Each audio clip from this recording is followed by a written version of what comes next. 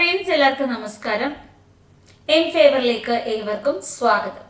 ഞാൻ റീജ. നമ്മൾ ഇന്ന് ഡിസ്കസ് ചെയ്യാൻ പോകുന്നത് അസൈലവും എക്സ്ട്രാഡിഷനുമാണ്. ഇന്റർനാഷണൽ ലോയുമായി ബന്ധപ്പെട്ട് വളരെ ഇമ്പോർട്ടന്റ് ആയിട്ടുള്ള രണ്ട് ടോപ്പിക്കുകളാണ്. ഒന്ന് അസൈലം, മറ്റൊരെണ്ണമാണ് എക്സ്ട്രാഡിഷൻ. എന്താണ് അസൈലം, എന്താണ് അസൈലത്തിന്റെ വിവിധ ടൈപ്പുകൾ, അപ്പോ അതുമായി ബന്ധപ്പെട്ട PSC related previous year questions. അതിനുശേഷം നമ്മൾ എക്സ്ട്രാഡിഷൻ എന്താണ്, എക്സ്ട്രാഡിഷന്റെ ടൈപ്സ് എന്തൊക്കെയാണ്, എന്താണ് ഇന്ത്യയുമായി ബന്ധപ്പെട്ട് എക്സ്ട്രാഡിഷന്റെ റൂളുകൾ, ഇന്ത്യ ഏതൊക്കെ രാജ്യങ്ങളുമായിട്ട് ട്രീറ്റിയിൽ ഈ എക്സ്ട്രാഡിഷനുമായി ബന്ധപ്പെട്ട ട്രീറ്റി ഇന്ത്യയുമായി കണക്ട് ചെയ്തിട്ടുള്ള കൺട്രീസിന്റെ നമ്പർ എത്രയാണ്, പിന്നെ എക്സ്ട്രാഡിഷന്റെ പ്രൊസീജിയേഴ്സ് എന്തൊക്കെയാണ്, പിന്നെ ചലഞ്ചസ് എന്താണ്, അതുപോലെ തന്നെ എക്സ്ട്രാഡിഷനുമായി ബന്ധപ്പെട്ട കേസുകൾ, റീസെന്റ് കേസുകൾ, വിജയ് മല്യയെ കുറിച്ചുള്ള യൂട്യൂബ് വീഡിയോസ് ഒക്കെ കേട്ടവർ എക്സ്ട്രാഡിഷൻ എന്നൊരു ടേം കേട്ടിട്ടുണ്ടായിരിക്കും. അപ്പൊ ഇതൊക്കെയാണ് നമ്മളുടെ ഇന്നത്തെ ക്ലാസ്സിലെ ഡിസ്കഷൻ. എക്സ്ട്രാഡിഷനുമായി ബന്ധപ്പെട്ട പ്രീവിയസ് ഇയർ ക്വസ്റ്റ്യൻസ് നമ്മൾ ഡിസ്കസ് ചെയ്യുന്നുണ്ട്. അപ്പൊ എല്ലാവർക്കും ക്ലാസ്സിലേക്ക് ഒരിക്കൽ കൂടി സ്വാഗതം. ആദ്യം തന്നെ എന്താണ് അസൈലം എന്ന് പറയാൻ പോവുകയാണ്. ഇതിനു മുമ്പ് നമുക്ക് അസൈലം എന്ന് പറയുന്ന വേർഡ് യൂസ് ചെയ്യേണ്ടി വന്നിട്ടുണ്ട്. അന്ന് വെച്ചാൽ നമ്മൾ കൂടുതലായിട്ട് ഇതിനെക്കുറിച്ച് സംസാരിച്ചില്ല. കാര്യം പിന്നീട് നമുക്ക് ഡീറ്റെയിൽ ആയിട്ട് സംസാരിക്കണമല്ലോ. അതുകൊണ്ട് തന്നെ നമ്മൾ അധികം സംസാരിക്കാണ്ട് ഇങ്ങ് പോരുന്നിരുന്നു. അപ്പൊ എന്താണ് അസൈലം എന്ന് ചോദിച്ചാൽ ഇതിന്റെ വേർഡ് മീനിങ് അഭയം എന്നാണ്. അഭയം നൽകൂ, അല്ലെ? നമ്മളുടെ അടുത്ത് ഒരാൾ ചോദിക്കുകയാണ്, നിങ്ങളുടെ രാജ്യത്തേക്ക് എനിക്കൊന്ന് അഭയം തരുമോ, ഞാനൊന്ന് റെഫ്യൂജി ആയിക്കോട്ടെ, ഞാൻ നിങ്ങളുടെ രാജ്യത്തിലെ ഒരു അഭയാർത്ഥി ആയിക്കോട്ടെ. അപ്പൊ നമ്മുടെ അടുത്ത് ഇവിടുള്ള ഗവൺമെന്റിന് തീരുമാനിക്കാം ഈ വ്യക്തിയെ ഇങ്ങോട്ട് കൊണ്ടുവരണോ വേണ്ടയോ. അപ്പൊ അതാണ് അസൈലം എന്ന് പറയുന്നത്.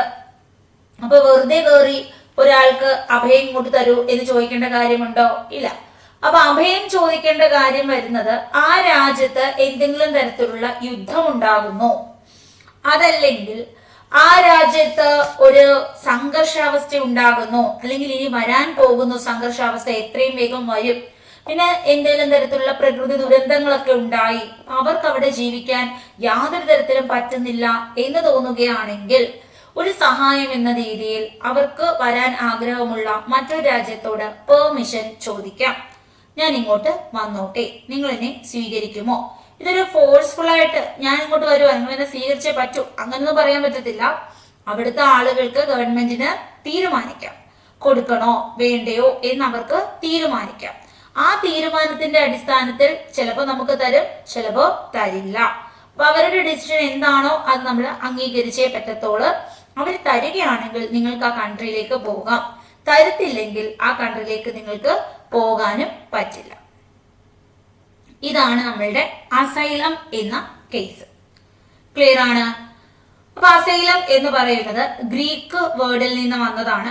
അഭയം എന്നാണ് ഇതിന്റെ മീനിങ്. എ എന്ന് പറയുന്ന ഒരു കൺട്രി, ബി എന്ന് പറയുന്ന ഒരു കൺട്രി.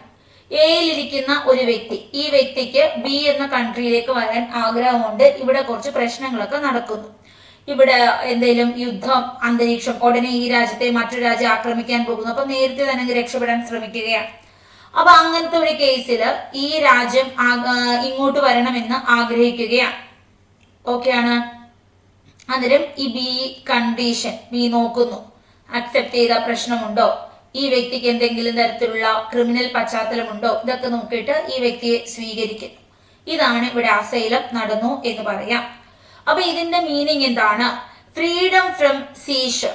അപ്പോ ഇവരുടെ മാതൃരാജ്യത്തിൽ നിന്ന് ഇങ്ങോട്ട് വരികയാണ്. ഫ്രീഡം ഫ്രം ദ സീഷർ ആണ്. ഒരു മാതൃരാജ്യത്തിൽ നിന്ന് ഒരു ഫോറിൻ കൺട്രിയിലേക്ക് ഒരു പ്രൊട്ടക്ഷന് വേണ്ടി, അവരുടെ ലൈഫിന്റെ സെക്യൂരിറ്റിക്ക് വേണ്ടി അവർ രക്ഷപ്പെടുകയാണ്. there is no specific definition. ഇവിടെ ഒരു സ്പെസിഫിക് ഡെഫിനിഷൻ ഒന്നുമില്ല അസൈലത്തിന്. പിന്നെ നമുക്ക് അസൈലം എന്താണ് എന്നിങ്ങനെ പറയാമെന്നേ ഉള്ളൂ. അല്ലാണ്ട് ഒരു പെർട്ടിക്കുലർ ഡെഫിനിഷൻ എന്താണ് അസൈലം എന്ന് ചോദിച്ചാൽ അങ്ങനെ ഒരു പെർട്ടിക്കുലർ ഡെഫിനിഷൻ ഇല്ല എന്നേ പറയാൻ പറ്റൂ. അപ്പോ ഇവിടെ ഒരു ഡെഫിനിഷൻ നമ്മൾ വെച്ചിട്ടുണ്ട്. Asylum is the protection granted by the country to individuals on its territory who are fleeing persecution or serious danger in their country.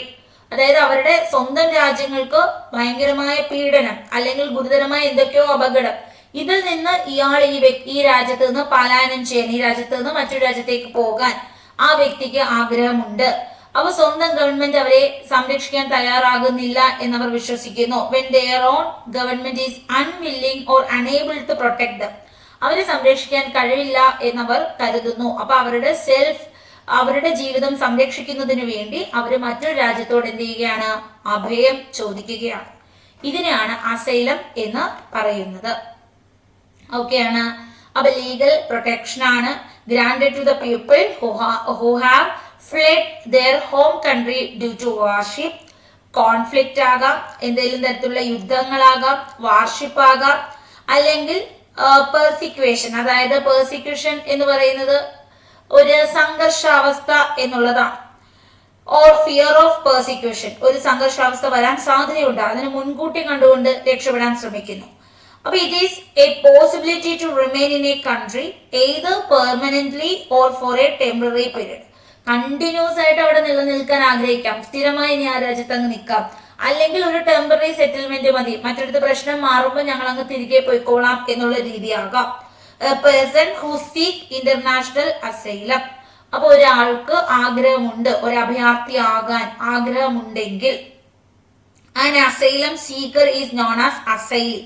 ഏത് വ്യക്തിയാണോ അസൈലർ ആകാൻ, ഒരു അഭയാർത്ഥിയാകാൻ ആഗ്രഹിക്കുന്നത്, ആ വ്യക്തിയെ വിളിക്കുന്നത് അസൈലി എന്നാണ്. ആ വ്യക്തിയെ വിളിക്കുന്നതാണ് അസൈലി. ഒന്നെങ്കിൽ ഒരു പെർമനന്റ് ആയിട്ട് വരികയാകാം, അല്ലെങ്കിൽ ഒരു ടെമ്പററി ആയിട്ട് വരികയാണ്. അപ്പൊ അസൈലം എന്ന് പറയുന്നത് ഇവർക്ക് ഇങ്ങനെ ഒരു റിക്വസ്റ്റ് കൊടുക്കാനേ പറ്റൂ, അത് അക്സെപ്റ്റ് ചെയ്യണോ വേണ്ടയോ എന്ന് ആ പർട്ടിക്കുലർ കൺട്രിയാണ് തീരുമാനിക്കുന്നത്. ഇനി എന്താണ് ഈ ഒരു പെർസിക്യൂഷൻ അല്ലെങ്കിൽ പീഡനം എന്ന് പറയുന്നത്? അപ്പൊ പല കാരണങ്ങൾ കൊണ്ട് ഇവർ പീഡനത്തെ ഭയപ്പെടുന്നു. ഒന്നെങ്കിൽ റേസ് ആകാം, റിലീജിയൻ ആകാം, nationality, membership, particular social group ആകാം. ഇപ്പോ എന്തെങ്കിലും എന്താണ് വർണ്ണം, റേസ് അല്ലെ, വർണ്ണത്തിനെതിരെ കളിയാക്കലും വർണ്ണാധിക്ഷേപം നടത്തലും ഒക്കെ ആകാം.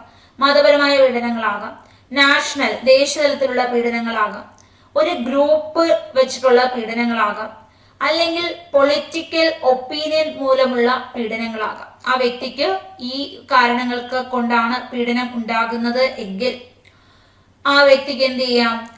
ഇവിടെ നിന്ന് രക്ഷപ്പെടാൻ വേണ്ടിയിട്ട് 1951 റെഫ്യൂജി കൺവെൻഷനിൽ പറഞ്ഞേക്കുന്നത് പോലെ ഈ കൺട്രിയിൽ നിന്ന് മാറണം, വേറൊരു രാജ്യം തന്നെ സംരക്ഷിക്കുമെന്ന് തോന്നുവാണെങ്കിൽ ആ രാജ്യത്തിനോട് റിക്വസ്റ്റ് കൊടുക്കാം. ഇനി മറ്റൊരു കേസ് എന്ന് വെച്ചാൽ അന്താരാഷ്ട്ര നിയമപ്രകാരമുള്ള അടിസ്ഥാന തത്വം. 1951 ഈ ഒരു കൺവെൻഷൻ ഇതിനകത്ത് 33 ആർട്ടിക്കിൾ പറയുന്നുണ്ട്. ഒരു വ്യക്തി അവരുടെ ജീവനോ സ്വാതന്ത്ര്യത്തിനോ ഗുരുതരമായ ഭീഷണി നേരിടുന്ന ഒരു രാജ്യത്തേക്ക് തിരിച്ചയക്കാൻ പാടില്ല. അപ്പോ which prohibit returning an individual to a country where they would face serious threats their life or freedom.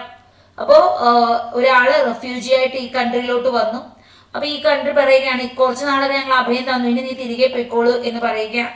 പക്ഷെ തിരികെ പോകേണ്ട അയാളുടെ ഹോം കൺട്രി എന്ന് പറയുന്നത് അയാളുടെ ജീവന് ഭീഷണിയുള്ള സ്ഥലമാണ്, അല്ലെങ്കിൽ അയാളുടെ സ്വാതന്ത്ര്യത്തെ ഹനിക്കുന്ന സ്ഥലമാണ്, സീരിയസ് ആയിട്ടുള്ള സംഘർഷാവസ്ഥ അവിടെ നിലനിൽക്കുകയാണ്. അപ്പോൾ നമ്മൾ തിരിച്ചയക്കാൻ പാടില്ല എന്ന് അന്താരാഷ്ട്ര നിയമം പറയുന്നു.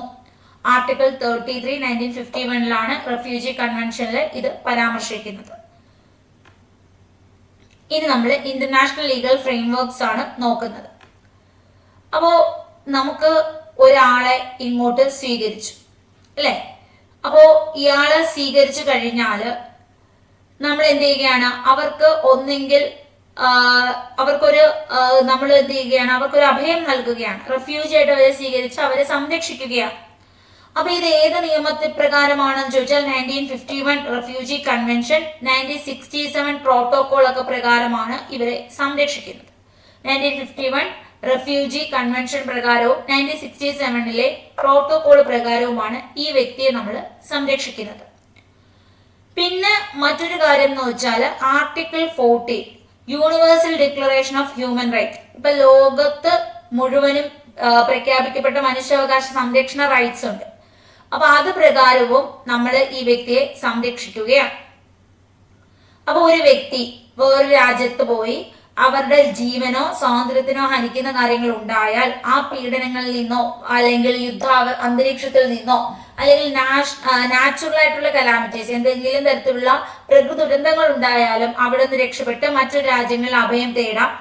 അവർക്ക് എല്ലാവർക്കും ഈ ലോകത്ത് ജീവിക്കാൻ അവകാശമുണ്ട്. അവരുടെ ജീവിക്കാനുള്ള അവകാശം, അവരുടെ ജീവൻ രക്ഷിക്കാനുള്ള ആ ഒരു അവകാശം, അവർക്ക് ഈ ജീവിതം ആസ്വദിക്കാനുള്ള അവകാശമുണ്ട്. ആ അവകാശം അവർക്ക് മറ്റൊരു രാജ്യത്ത് പോയി അത് നേടിയെടുക്കാം എന്ന് ഹ്യൂമൻ റൈറ്റ്സിൽ പറയുന്നുണ്ട്. ആർട്ടിക്കിൾ 14 പരാമർശിക്കുന്നു. Everyone has the right to seek and to enjoy in other countries asylum from persecution. ഏതെങ്കിലും തരത്തിലുള്ള സംഘർഷാവസ്ഥ ഉണ്ടെങ്കിൽ മറ്റൊരു രാജ്യത്ത് പോയി അവരുടെ ജീവിതം ആസ്വദിക്കാം എന്ന് ഹ്യൂമൻ റൈറ്റ്സ് പറയുന്നുണ്ട്. Regional instruments such as European convention on human rights, OAU convention Africa, അതുപോലെ കാർട്ടാജിന ഡിക്ലറേഷൻ ലാറ്റിൻ അമേരിക്കയുടെ ഒക്കെ ഇതിന്റെ ഒരു ഭാഗമാണ്. ഇതുപോലെ തന്നെ അസൈലം പ്രൊമോട്ട് ചെയ്യുന്നവരാണ്. യൂറോപ്യൻ മനുഷ്യാവകാശ കൺവെൻഷൻ ആണെങ്കിലും, ആഫ്രിക്കയിലുള്ള OAU എന്ന കൺവെൻഷൻ ആണെങ്കിലും, ലാറ്റിൻ അമേരിക്കയിലുള്ള കാർട്ടജിന ഡിക്ലറേഷനും ഇങ്ങനത്തെ പ്രാദേശിക രേഖകളും ഒക്കെ തന്നെ അന്താരാഷ്ട്ര നിയമം ഈ അസൈലത്തിന് ഒരു താങ്ങാവുകയാണ്. എന്തുകൊണ്ട് അസൈലം ഇങ്ങനെ പോകുന്നു എന്ന് ചോദിച്ചാൽ, അസൈലത്തിന് ഒരു പർട്ടിക്കുലർ റൂളൊന്നുമില്ല. നിയമം ഇപ്പോൾ നമ്മൾ ഒരാൾക്ക് റിക്വസ്റ്റ് അയക്കാനേ പറ്റൂ. അവർക്ക് വേണമെങ്കിൽ നമ്മളെ സ്വീകരിക്കാം, അവർക്ക് താല്പര്യമുണ്ട്, അല്ലെങ്കിൽ അവർ നോ പറഞ്ഞാൽ അവിടെ തീർന്നു. അല്ലാണ്ട് ഒരു ലോ ഇല്ല. നിങ്ങൾ ഒരാൾ റിക്വസ്റ്റ് അയച്ചാൽ നിങ്ങൾ അവരെ സ്വീകരിച്ചേ പറ്റൂ, അവരുടെ ജീവന ഭീഷണിയാണ്, നിങ്ങൾ നിർബന്ധമാണ് നിങ്ങൾ ഇവിടെ സ്വീകരിക്കണം, അങ്ങനെ ഒരു ലോ ഇല്ല. എങ്ങും എഴുതപ്പെട്ട ഒരു ലോ ഇല്ല. ഇതെന്ന് വെച്ചാൽ ഒരു മനുഷ്യനെ നമ്മളൊരു മാനസിക പരിഗണന നൽകുക മാത്രമാണ് ഇവിടെ ചെയ്യുന്നത്. ആ വ്യക്തിക്ക് അവിടെ കുറച്ച് പ്രശ്നങ്ങളുണ്ടെന്ന് മനസ്സിലാക്കുമ്പോൾ നമ്മൾ ആ വ്യക്തിയെ നമുക്ക് സംരക്ഷിക്കാം. ക്രിമിനൽ പശ്ചാത്തലമൊന്നുമില്ല, ഈ നമ്മുടെ രാജ്യത്ത് വന്ന നമുക്ക് രാജ്യത്തിനൊരു ശല്യമാവില്ല എങ്കിൽ നമുക്ക് അവനെ സ്വീകരിക്കാം എന്നുള്ള രീതിയിൽ ആ വ്യക്തി അല്ലെങ്കിൽ ആ ഫാമിലിയെ സ്വീകരിക്കുകയാണ് ചെയ്യുന്നത്. പിന്നെ വന്നു കഴിഞ്ഞാൽ 1951 റെഫ്യൂജി കൺവെൻഷൻ, 1967 പ്രോട്ടോകോൾ, ഇത് രണ്ടുമാണ് മെയിൻ ആയിട്ടുള്ളത്. പിന്നെ ആർട്ടിക്കിൾ 14 ഒരു മനുഷ്യാവകാശ സംരക്ഷണം. പിന്നെ ചില രാജ്യങ്ങളിലെ പ്രാദേശിക നിയമങ്ങൾ, ഇതിന്റെയൊക്കെ അടിസ്ഥാനത്തിലാണ് നമ്മൾ ഒരു റെഫ്യൂജി ഏറ്റെടുക്കുന്നത്. പിന്നെ ഒരു കാര്യം എന്ന് പറയുമ്പോൾ, വന്നു കഴിഞ്ഞിട്ട് പിന്നെ ആളെ തിരിച്ചയക്കുമ്പോൾ ഒരിക്കലും അവരുടെ ലൈഫ് ത്രെട്ടൺ ചെയ്യുന്ന ഒരു സന്ദർഭമോ അല്ലെങ്കിൽ അവരുടെ ഫ്രീഡത്തെ ഹനിക്കുന്ന ഒരു സന്ദർഭമോ അവരുടെ ജീവിതം നശിച്ചു പോകുന്ന ഒരു സന്ദർഭത്തിലേക്ക് അവരെ തിരിച്ചയക്കാൻ പാടില്ല. അപ്പൊ ഇതാണ് നമ്മുടെ അസൈലം എന്ന് നിങ്ങൾക്ക് മനസ്സിലായി. എന്താണ് അസൈലം എന്ന് പിടികിട്ടിയില്ലേ? അപ്പോ ഇതിനൊരു പ്രത്യേക നിർവചനമോ പ്രത്യേക റൂളുകളോ നിയമങ്ങളോ ഒന്നും തന്നെ ഇല്ല. പിന്നെ പലയിടത്തും പറഞ്ഞിട്ടുള്ള കാര്യങ്ങള്, പിന്നെ നമ്മളൊരു മാനുഷിക പരിഗണന, ഇതൊക്കെ തന്നെ ഇതിനകത്തുള്ളൂ. ഓക്കെയാണ്. അപ്പൊ ഇതാണ് നമുക്ക് അസൈലത്തെ കുറിച്ച് പറയാനുള്ളത്. ഇനി അസൈലത്തിന്റെ ടൈപ്സിലേക്കാണ് നമുക്ക് പോകേണ്ടത്. എന്തൊക്കെയാണ് അസൈലവുമായി ബന്ധപ്പെട്ട ടൈപ്പുകൾ എന്ന് നോക്കാം. ആദ്യം നമ്മൾ കാണാൻ പോകുന്നത് ടെറിറ്റോറിയൽ അസൈലമാണ്. ഏത് അസൈലമാണ്?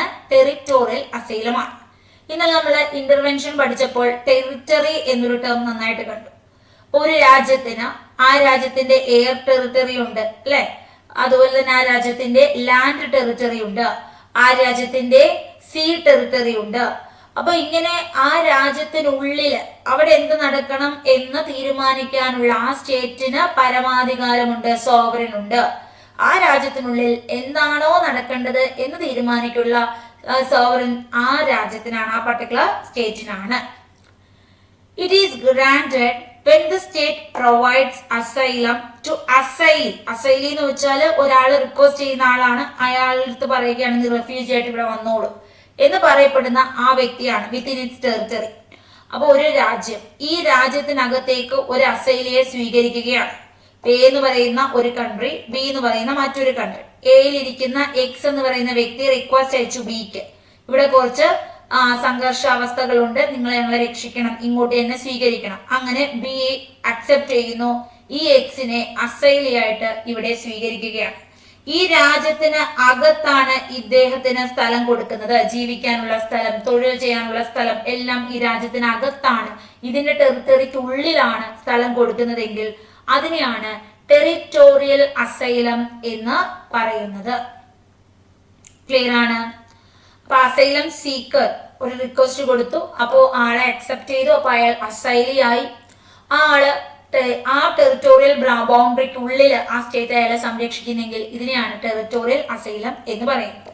Granted to individual who are already present in or at the border of a country. അപ്പോൾ രാജ്യത്തിനുള്ളിലാണ്.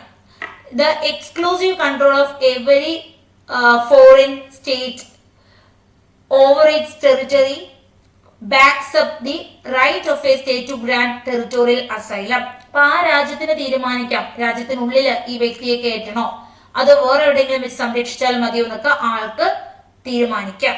അപ്പൊ അഭയം തരുമോ എന്ന് നമ്മൾ ചോദിച്ചു. അപ്പൊ ഓരോ രാജ്യവും അവരുടെ തന്നെ ടെറിറ്ററി ഉണ്ട്, അവർക്ക് അവരുടേതായ കൺട്രോളും പരമാധികാരവും ഉള്ള സ്ഥലമാണ്. അപ്പൊ അവർക്ക് തീരുമാനിക്കാം ആളെ കയറ്റണോ വേണ്ടയോ എന്നുള്ളത്. എക്സ്ട്രാഡിഷൻ എന്ന് പറയുന്നത് ഇതിൽ നിന്ന് ഡിഫറെന്റ് ആണ്. എക്സ്ട്രാഡിഷൻ ഒരു എക്സെപ്ഷൻ കേസ് ആണ് ഇതിനകത്ത്. അത് നമ്മൾ ഇതിനു ശേഷം ചർച്ച ചെയ്യുന്നതാണ്.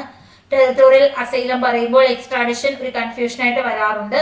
It's an exception case. ഇപ്പോ എ തുർക്കി എന്ന് പറയുന്ന കൺട്രി, ബി സിറിയ എന്ന കൺട്രി. അഭയെ ചോദിക്കുകയാണ് അഭയം നൽകുവോ അഭയം നൽകിയോ എന്ന് ചോദിച്ചപ്പോൾ അതിനുള്ളിൽ അഭയം നൽകി. ഇതിനെയാണ് ടെറിട്ടോറിയൽ അസൈലം എന്ന് പറയുന്നത്. നമ്മുടെ ഇന്ത്യയിലേക്ക് ദലൈലാമ മറ്റൊരു കൺട്രിയിലുള്ള ദലൈലാമ അഭയം ചോദിക്കുന്നു. അപ്പൊ ഇന്ത്യ എന്ത് ചെയ്തു? അഭയം കൊടുത്തു. ഇതാണ് ടെറിട്ടോറിയൽ അസൈലം എന്ന് പറയുന്നത്. 1955 ദലൈലാമയ്ക്ക് ഇന്ത്യ അഭയം നൽകിയത്. ഇതിനെയാണ് ടെറിട്ടോറിയൽ അസൈലം എന്ന് പരാമർശിക്കുന്നത്. ക്ലിയർ ആണ്? അപ്പൊ എന്താണ് ടെറിട്ടോറിയൽ അസൈലം എന്ന് മനസ്സിലായി. അവരുടെ അതിർത്തിക്കുള്ളില് വ്യക്തിയെ ആ രാജ്യത്തിനുള്ളില് അനുവദിക്കുകയാണ്. 1951 അഭയാർത്ഥി കൺവെൻഷൻ, 1967 പ്രോട്ടോകോൾ ഒക്കെ ഉപയോഗിച്ചുകൊണ്ടാണ് ആ വ്യക്തിയെ നിയന്ത്രിക്കുന്നത്. അപ്പോൾ 51 റെഫ്യൂജിയും 1961 പ്രോട്ടോകോൾ അത് രണ്ടും ലീഗൽ ബേസ്ഡ് ആണ്. ഇത് ഈ വ്യക്തി അനുസരിക്കണം. ഇപ്പോൾ ഒരു വ്യക്തി എന്തെങ്കിലും തരത്തിലുള്ള പീഡനത്തിൽ നിന്ന് ഓടി രക്ഷപ്പെട്ട് മറ്റൊരു രാജ്യത്തിന്റെ അതിർത്തിയിൽ പ്രവേശിക്കുന്നു. അവിടെ എത്തുമ്പോഴോ ചോദിക്കാം അഭയം തരുമോ, ഞാൻ ഇതിനകത്ത് കയറിക്കോട്ടെ. അപ്പോൾ അഭയം കൊടുക്കുന്നു. ഇപ്പോൾ പല രാജ്യങ്ങളും നമ്മൾ കാണുന്നതാണ് അഭയാർത്ഥി പ്രവാഹം, അല്ലെ? യുദ്ധങ്ങളൊക്കെ നടക്കുമ്പോൾ മറ്റു രാജ്യങ്ങളിലേക്ക് അഭയാർത്ഥി പ്രവാഹം എന്ന് പറഞ്ഞ് നമ്മൾ വീഡിയോ ഒക്കെ കാണാം. അവരൊക്കെ ഇങ്ങനെ ഓടി രക്ഷപ്പെടുന്നു, വെറും കുഞ്ഞിനെ മാത്രം കൈ പിടിച്ചുകൊണ്ട് ഓടുന്നത് കാണാം. അപ്പൊ ചിലരെന്ത് ചെയ്യും? അഭയാർത്ഥികളായിട്ട് അവരെ സ്വീകരിക്കും. ഇതാണ് ടെറിട്ടോറിയൽ. ക്ലിയർ ആണ്? അപ്പൊ അഭയം നൽകാന് ഒരു സ്റ്റേറ്റ്സിനും നിർബന്ധമൊന്നുമില്ല, അവർക്ക് ബാധ്യതയൊന്നുമില്ല. അപ്പൊ ഒരാള് കുറെ പേര് വന്നിട്ട് അഭയം ചോദിച്ചു കൊടുക്കണം എന്ന് നിർബന്ധമൊന്നുമില്ല. പക്ഷെ ഒരാളെ ഗുരുതരമായിട്ടുള്ള പ്രശ്നങ്ങളുള്ള രാജ്യത്തേക്ക് തിരിച്ചയക്കാൻ പാടില്ല. അതെന്ന് പറയുന്നത് എന്താണ്? ഹ്യൂമാനിറ്ററി, നമ്മുടെ ഒരു മനുഷ്യത്വപരമായ കാര്യമാണ്. അവരെ ഇവിടെ നമ്മളൊരു അഭയം കൊടുത്താൽ അവർക്ക് അവരുടെ ജീവിതം രക്ഷപ്പെടാം. നമുക്ക് വേണമെങ്കിൽ ടെമ്പററി പ്രത്യേക കണ്ടീഷൻ വെച്ചിട്ട് അഭയം കൊടുക്കാം. പക്ഷെ അവരെ തിരിച്ചു വിട്ടാൽ അവരുടെ ലൈഫ് അതോടുകൂടി പോവുകയാണ്. അപ്പോൾ എന്താണ്? നമുക്കത് ആ കൺട്രിക്ക്, ആ പർട്ടിക്കുലർ സ്റ്റേറ്റിന് തീരുമാനിക്കാം അഭയം കൊടുക്കണോ വേണ്ടയോ എന്നുള്ളത് തീരുമാനിക്കാം. റിട്ടേൺ ചെയ്യണോ വേണ്ടയോ എന്ന് തീരുമാനിക്കാം. പക്ഷെ ഇന്റർനാഷണൽ ലോ പറയുന്നുണ്ട് ഒരാള് വന്നു കഴിഞ്ഞാൽ, ഇന്റർനാഷണൽ ലോ ഒരിക്കലും റെഫ്യൂജീസിനെ കുറിച്ചോ അഭയാർത്ഥികളെ കുറിച്ചോ യാതൊരു പരാമർശവും നടത്തുന്നില്ല. ഒറ്റ കാര്യം പറയുന്നുള്ളൂ, ഒരാളെ തിരിച്ചയക്കരുത്. അയാളുടെ ജീവന ഭീഷണിയാകുന്ന സംഘർഷാവസ്ഥയുള്ള ഒരു സ്ഥലത്തേക്ക് തിരിച്ചയക്കാൻ പാടില്ല എന്ന് മാത്രമേ പറയുന്നുള്ളൂ. ഇനി വേറൊരു കാര്യം, നമ്മുടെ ഈ റീസെന്റ് ആയിട്ട് ഹൈക്കോടതിയിൽ ഒരു കേസ് വന്നു. ഹൈക്കോടതിയിൽ ഒരു ശ്രീലങ്കക്കാരൻ ഒരു റിക്വസ്റ്റ് കൊടുത്തു, എന്നെ അഭയാർത്ഥിയായിട്ട് സ്വീകരിക്കുമോ? അപ്പോ നമ്മുടെ ഹൈക്കോടതി, ഇന്ത്യൻ ഹൈക്കോടതി തിരിച്ചു പറഞ്ഞു സ്വീകരിക്കത്തില്ല. കാര്യം ഇന്ത്യ എന്ന് പറയുന്ന ഒരു അഭയാർത്ഥി കൺട്രി അല്ല, ആർക്ക് വേണമെങ്കിലും ഇങ്ങോട്ട് ചാടിക്കേറി വരാൻ എന്ന് ആഗ്രഹിക്കുന്ന ഒരു അഭയാർത്ഥി കൺട്രി അല്ല എന്ന് പറഞ്ഞു. നമ്മള് എന്ന് വെച്ചാൽ നമുക്കിങ്ങനെ ഇപ്പൊ ഇവിടെ തന്നെ ഇഷ്ടംപോലെ പോപ്പുലേഷൻ ഉണ്ട്, വെറുതെ ഇരിക്കുന്ന ഒരാളെ ഇങ്ങോട്ട് സ്വീകരിക്കേണ്ട കാര്യമില്ലല്ലോ. അപ്പൊ അതുകൊണ്ട് നമ്മളുടെ രാജ്യം പറഞ്ഞു ഇവിടെ ഇതൊരു അഭയാർത്ഥി കൺട്രി ഒന്നും അല്ല, വരുന്നവരെയും പോകുന്നവരെയും ഇങ്ങനെ സ്വീകരിക്കുക, ഇതൊരു സത്രമൊന്നുമല്ല, നിങ്ങൾക്ക് അവിടെ പ്രശ്നമൊന്നുമില്ല, നിങ്ങൾ നിങ്ങളുടെ രാജ്യത്ത് തന്നെ നിൽക്കാൻ പറ്റും. ഇനി നമ്മൾ അടുത്തതിലേക്ക് പോവുകയാണ്. ഡിപ്ലോമാറ്റിക് അസൈലമാണ്. ഇതിന് ഇതുപോലെ തന്നെ നമുക്ക് വേറൊന്നും കൂടി പരാമർശിക്കാനുണ്ട്. അതെന്ന് പറയുന്നത് ഇപ്പൊ നമ്മൾ ടെറിട്ടോറിയൽ അസൈലം കണ്ടെങ്കിൽ നമുക്ക് അടുത്തത് പഠിക്കേണ്ടത് എക്സ്ട്രാ ടെറിട്ടോറിയൽ അസൈലത്തെ കുറിച്ചാണ്. എക്സ്ട്രാ ടെറിട്ടോറിയൽ അസൈലം എന്താണ്? എക്സ്ട്രാ ടെറിട്ടോറിയൽ അസൈലം എന്താണ് എന്ന് ചോദിച്ചാൽ, ഇപ്പൊ നമ്മൾ ഒരു രാജ്യത്തിനകത്ത് അഭയം കൊടുത്തത് കണ്ടു, അതിന്റെ ടെറിട്ടറിക്കുള്ളിൽ. ഇനി ഈ രാജ്യത്തിന്റെ പുറത്ത്, അതിന്റെ പുറത്തുള്ള ടെറിട്ടറിക്കുള്ളിൽ അഭയം നൽകാം. ഒരു രാജ്യത്തിന് ഒരാൾ അഭയം ചോദിച്ചു, അപ്പൊ ആ രാജ്യത്തിന് പുറത്ത് അഭയം നൽകുന്നതിനെയാണ് നമ്മൾ എക്സ്ട്രാ ടെറിട്ടോറിയൽ അസൈലം എന്ന് പറയുന്നത്. അത് ചിലപ്പോൾ യുദ്ധ കപ്പലാകാം. ആ അസൈലം എന്ന് പറയുമ്പോൾ അവര് കൊടുക്കുന്ന എവിടെ ആയിരിക്കാം? ചിലപ്പോൾ യുദ്ധ കപ്പലിലായിരിക്കാം. അല്ലെങ്കിൽ എംബസിയിലായിരിക്കാം, അല്ലെങ്കിൽ എവിടെയായിരിക്കാം, ഏതെങ്കിലും മിലിറ്ററിയുമായി ബന്ധപ്പെട്ട കാര്യങ്ങളിലായിരിക്കാം. പിന്നെ ആ രാജ്യത്തിൻ്റെതായ, ഇപ്പോൾ നമുക്ക് ഇന്ത്യയിൽ തന്നെ അമേരിക്കയിൽ നമുക്ക് കെട്ടിടങ്ങളുണ്ട് അല്ലെ, അപ്പൊ ആ കെട്ടിടത്തിനകത്തായിരിക്കാം, അവിടെ വേറെ ആരും വരത്തില്ല. അല്ലെങ്കിൽ നമുക്ക് അവിടെ എംബസി സ്ഥാപനങ്ങളുണ്ട്, അപ്പൊ അവിടെ ആയിരിക്കാം. അപ്പോൾ നമ്മുടെ വേറൊരു രാജ്യത്ത് നമുക്ക് എന്തുണ്ട്, കുറെ കെട്ടിടങ്ങളും കുറെ സ്ഥാപനങ്ങൾ കുറച്ചുണ്ട്. അപ്പൊ അതിനകത്ത് ചിലപ്പോൾ നമുക്ക് അഭയം നൽകാൻ സാധിക്കും. അപ്പൊ ഇന്ത്യക്ക് വേറൊരു സ്ഥലത്ത്, ഇന്ത്യക്ക് അകത്തല്ല നമ്മൾ അഭയം കൊടുത്തത്, വേറൊരു രാജ്യത്തിലെ നമ്മുടെ ഭാഗത്തിനാണ് അഭയം കൊടുത്തത്, നമ്മുടെ കപ്പലിലോ ഒക്കെ ആയിരിക്കാം അഭയം കൊടുക്കുന്നത്.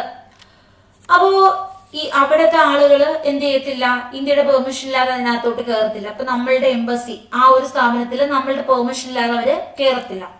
അപ്പൊ it is granted when the state provide asylum outside the territory of the state. Outside the ടെറിട്ടറിയിലാണ് അഭയം നൽകുന്നത്. സച്ചാസ് എവിടേക്കാകാം, ഒന്നെങ്കിൽ വാർഷിപ്പിലാകാം, യുദ്ധ കപ്പലുകളിലാകാം, അല്ലെങ്കിലോ ലെഗേഷൻ കോൺസുലാർ പെർമിസിലാകാം. ലെഗേഷൻ കോൺസുലാർ പെർമിഷൻ നമ്മുടെ മിലിറ്ററി ക്യാമ്പ് പോലത്തെ സാധനങ്ങളാണ്. കോൺസുലാർ പെർമിസിലാകാം. അതുമല്ലെങ്കിൽ ഇന്റേണൽ ഹെഡ് ക്വാർട്ടേഴ്സുകളിലാകാം, ഓർ എംബസീസിലാകാം. ഇവിടൊക്കെയാണ് നമ്മൾ അഭയം കൊടുക്കുന്നത്. അപ്പൊ ഇത് വേറെ കൺട്രിയിലായിരിക്കും ഇതൊക്കെ ഉള്ളത്. അപ്പൊ അവിടെയാണ്, ആ പർട്ടിക്കുലർ പ്ലേസിലായിരിക്കാം ഇവർക്ക് അഭയം നൽകുന്നത്. അപ്പൊ പണ്ടൊക്കെ എന്ന് വെച്ചാൽ ഇങ്ങനത്തെ അഭയങ്ങൾ എപ്പോഴും നൽകുമായിരുന്നു. ഏതെങ്കിലും ഒരാൾ വന്ന് ചോദിച്ചാൽ ഉടനെ അഭയം കൊടുക്കുമായിരുന്നു. ഇപ്പൊ അത് ഒരുപാട് ഒത്തിരി കാര്യങ്ങൾ നോക്കിയിട്ട് അങ്ങനെ ഒരു പർട്ടിക്കുലർ പേഴ്സൺ വന്ന് ചോദിച്ചാൽ അഭയം നൽകാറുള്ളൂ. കാര്യം വളരെ എമർജൻസി സിറ്റുവേഷൻ, ആ വ്യക്തിയുടെ ജീവൻ പെട്ടെന്ന് നഷ്ടപ്പെടും, അങ്ങനെയൊക്കെ തോന്നിയാൽ മാത്രമേ കയറ്റാറുള്ളൂ.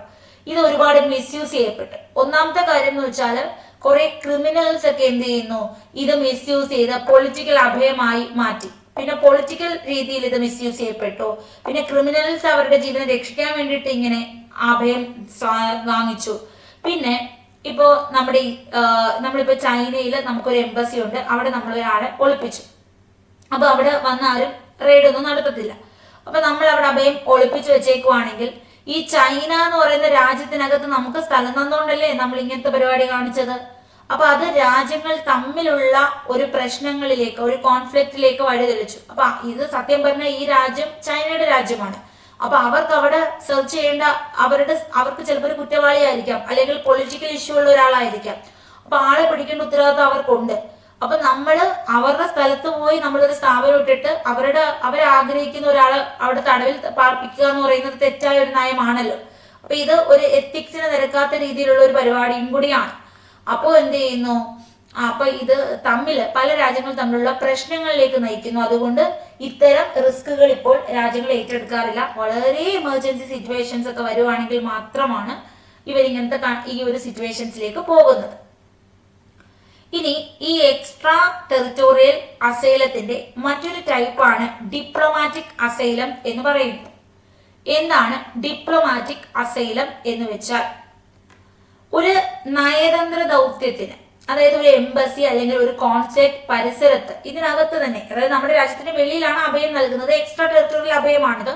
അപ്പൊ അതിനകത്ത് തന്നെ നമ്മൾ കോൺസുലേറ്റിലോ എംബസിക്കകത്തോ ഒക്കെയാണ് അഭയം നൽകുന്നത്. അപ്പൊ ഇത് ഇന്റർനാഷണൽ നോട്ട് യൂണിവേഴ്സലി റെക്കഗ്നൈസ്ഡ്, ഇത് അന്താരാഷ്ട്ര തലത്തിൽ അംഗീകരിക്കപ്പെട്ടിട്ടുള്ള ഒരു സാധനമല്ല. ഇന്റർനാഷണലോ ഇത് തെറ്റായിട്ടാണ് കരുതപ്പെടുന്നത്. Regional, notably in Latin America. അപ്പൊ ഇത് പ്രധാനമായും ലാറ്റിൻ അമേരിക്കയിലൊന്നും ഒട്ടും ഇത് അക്സെപ്റ്റ് ചെയ്തിട്ടില്ല. അവരന്വേഷിക്കുന്ന ഒരാളെ പിടിച്ച് അവരുടെ തന്നെ ലാൻഡ് ഏരിയക്കുള്ളിൽ നമുക്കൊരു സ്ഥലം തന്നതാണ് എംബസി പണിയാൻ. അപ്പോൾ നമ്മൾ അവിടെ കൊണ്ടുവന്നിരുന്ന് ഒരാളെ തടവിൽ പാർപ്പിക്കാന്ന് പറയുന്നത് നമുക്ക് ഇഷ്ടപ്പെടുവോ? ഇല്ല, ഒരിക്കലും ഇഷ്ടപ്പെടത്തില്ല. അങ്ങനെ അത് ഒട്ടും അംഗീകരിക്കപ്പെട്ടിട്ടില്ല അന്താരാഷ്ട്ര തലത്തിൽ. പിന്നെ നമ്മൾ ഭയങ്കരമായിട്ട് മാനുഷിക പരിഗണന കാണിച്ചാണ് ഒരാളെ സംരക്ഷിക്കുന്നത്. പോകുന്ന വെച്ചാൽ അയാളുടെ ജീവൻ നഷ്ടപ്പെടും, നമുക്കൊന്ന് സംരക്ഷിക്കാം, അങ്ങനത്തെ രീതിയിലൊക്കെയാണ്. ഭയങ്കര എമർജൻസി സിറ്റുവേഷൻസിലാണ് ഇപ്പോൾ ഇങ്ങനത്തെ സംരക്ഷണം നമ്മൾ ഏറ്റെടുക്കുന്നത്. വലിയൊരു റിസ്ക് ആണ്. ജൂലിയൻ അസാഞ്ച് ലണ്ടനിലെ ഇക്വഡോർ എംബസിയിൽ അഭയം തേടി. അപ്പൊ ജൂലിയൻ അസാഞ്ച് അതിനൊരു എക്സാമ്പിൾ ആണ്. ഇനി നയതന്ത്ര അഭയം, ഇങ്ങനത്തെ ഡിപ്ലോമാറ്റിക് ഈ ഒരു അസൈലം എന്ന് പറയുന്നത് ഇതുമായി ബന്ധപ്പെട്ടതാണ്. ലാറ്റിൻ അമേരിക്കയിലൊക്കെ കാരക്കാസ് കൺവെൻഷൻ ഒക്കെ ഉണ്ട്, 1954. ഡിപ്ലോമാറ്റിക് അസൈലുമായി ബന്ധപ്പെട്ടതാണ് 1954. കൂടുതൽ ലാറ്റിൻ അമേരിക്കയിലാണ്. കാരക്കാസ് കൺവെൻഷനൊക്കെ ഇതുമായി കണക്ട് ചെയ്തിരിക്കുന്നു. അപ്പോൾ നമ്മൾ എക്സ്ട്രാ ടെറിട്ടോറിയൽ അസൈലമാണിത്. അതിനകത്ത് തന്നെ ഡിപ്ലോമാറ്റിക് അസൈലമാണ്. ഇതൊരിക്കലും ഇതൊരു റൈറ്റ് അല്ല, ഇതൊരു അവകാശമല്ല. ഇന്റർനാഷണലി ലോ ഇത് അക്സെപ്റ്റ് ചെയ്യുന്നതേ ഇല്ല. It is granted when the state provides asylum in the embassies, foreign legislation or consular premises. അപ്പോൾ ഇതിന്റെ മറ്റൊരു വശം എന്ന് പറയുന്നത് ആ സ്ഥലം കൊടുത്ത കൺട്രി അവരുടെ പരമാധികാരം നഷ്ടപ്പെട്ടതുപോലുള്ള ഒരു ഫീലിംഗ് അവർക്ക് ഉണ്ടാകാറുണ്ട്. ഓക്കെയാണ്, അവരുടെ പരമാധികാരത്തിൽ ഇന്റർഫിയർ ചെയ്തതുപോലെ ഒരു കാര്യം അവർക്ക് ഫീൽ ചെയ്യാറുണ്ട്. If individual in physical danger due to violence, വളരെ അപകടം പിടിച്ചൊരു സന്ദർഭത്തിൽ അവർ ഫിസിക്കൽ ഡേഞ്ചർ ആണെങ്കിൽ നമുക്ക് അഭയം നൽകാം. ഇതെല്ലാം മാനുഷിക പരിഗണനയാണെന്നുള്ളത് പ്രത്യേകം ഓർക്കുക. ഇനി in case of A binding local custom, 3 തരത്തിലാണ് ഇവിടെ നമ്മൾ ഈ ഒരു ഡിപ്ലോമാറ്റിക് അസൈലത്തിലേക്ക് പോകേണ്ടത്. 3 കേസാണ്. ഒന്നാമത്തെ കേസാണ് ആ പേഴ്സൺ എന്ന് പറയുന്നത് വയലൻസിലാണ്. If individual in physical danger due to violence, violence കാരണം അവരുടെ ജീവൻ അപകടത്തിലാണ് എന്ന് വളരെയധികം ബോധ്യപ്പെട്ടാൽ ഒരു ഡിപ്ലോമാറ്റിക് അസൈലത്തിലേക്ക് പോവുക. രണ്ടാമത്തെ in case of binding local custom, അവിടുത്തെ ഒരു നാട്ടാചാരം കാരണം, ആ പ്രാദേശിക ആചാരം കാരണം ആ വ്യക്തിയുടെ ജീവൻ അപകടത്തിലാണ്. അങ്ങനെയാണെങ്കിൽ നമുക്കൊരു അഭയം നൽകാം. അന്താരാഷ്ട്ര തലത്തിൽ അക്സെപ്റ്റ് ചെയ്യുന്ന 3 കേസ് മാത്രമേ ഉള്ളൂ. ഇനി മൂന്നാമത്തെ in case of special treaty, പ്രത്യേക ഒരു ഉടമ്പടി പ്രകാരം between the state of legislation concern and territory of the state. അപ്പൊ ആ ഒരു സ്റ്റേറ്റുമായിട്ട് ഒരു പ്രത്യേക ഉടമ്പടി പ്രകാരം ആൾക്ക് എന്ത് ചെയ്യാം, ഒരു അഭയം നൽകാം. ഒന്നെങ്കിൽ വയലൻസ്, അയാളുടെ ജീവൻ രക്ഷിക്കാൻ, പ്രത്യേക കസ്റ്റം, അവിടുത്തെ പ്രത്യേക ആചാരം കാരണം അയാളുടെ ജീവൻ രക്ഷിക്കാൻ, ഒരു പ്രത്യേക ഉടമ്പടിയിലൂടെ. ഈ 3 രീതിയിൽ മാത്രമേ ഡിപ്ലോമാറ്റിക് അസൈലത്തില് നമ്മൾ എന്ത് ചെയ്യാൻ പാടുള്ളൂ, അവർക്കൊരു സംരക്ഷണം അവിടെ നൽകാൻ പാടുള്ളൂ. ഇനി നമുക്ക് നോക്കാനുള്ളത് asylum in the premises of the international institution. International institution എന്ന് ഉദ്ദേശിക്കുന്നത് ആരെയാണ്? UNO, WTO, അങ്ങനെ വേൾഡ് ഹെൽത്ത് ഓർഗനൈസേഷൻ, അങ്ങനെ ഇന്റർനാഷണൽ ലെവലിലുള്ള ഓർഗനൈസേഷൻസിനെയാണ്.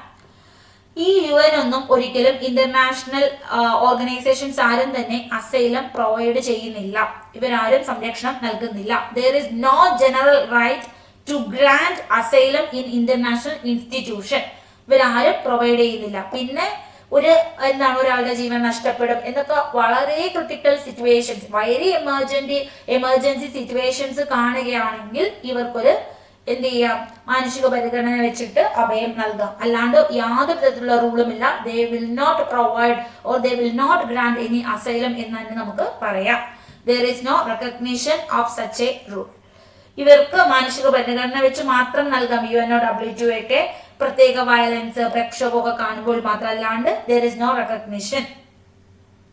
Humanitarian asylum or temporary or subsidiary protection granted to individuals who do not meet the strict definition of a refugee but still face serious threat like war, torture, natural disaster. അപ്പോൾ മാനുഷിക അഭയമാണ്, ഇതൊരു താൽക്കാലികമായിരിക്കും. അപ്പോൾ ആ ഒരു അഭയാർത്ഥികളുടെ നിയമമൊന്നും ഇയാൾ പാലിക്കുന്നില്ല. പക്ഷേ യുദ്ധമോ പീഡനമോ പ്രകൃതി ദുരന്തമോ ഗുരുതരമായ ഭീഷണി അയാൾ വ്യക്തിയുടെ ജീവിതത്തിനെ ബാധിക്കുന്നെങ്കിൽ നമുക്കൊരു അഭയം നൽകാം. Various by country or region, often part or domestic law.